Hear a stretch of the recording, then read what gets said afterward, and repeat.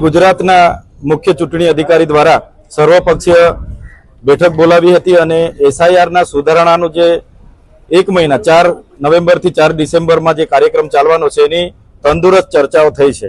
અમે બધા પાર્ટીના આગેવાનો ખૂબ જ ગંભીર હતા, પણ ચૂંટણી પંચ જરાય આમાં ગંભીરતા લીધું નથી।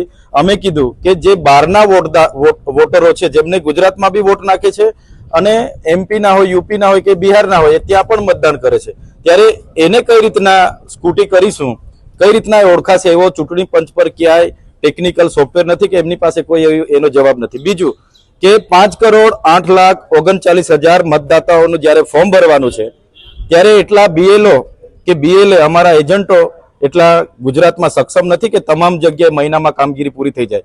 બીજું કે અમારા વિસ્તારના લોકો તો ઘણા સૌરાષ્ટ્રમાં મજૂરી અર્થી ગયા છે, એમને 1 મહિનામાં મજૂરી છોડીને ગામે આવીને શું કરશે? ત્યારે અમે ચૂંટણી અધિકારીને કીધું કે જેના ઘરે તાળું હશે એ લોકો બહાર મજૂરીએ ગયા છે, તો એમને કઈ રીતના આપણે સર્વે કરીને નવા ફોર્મ ભરીશું?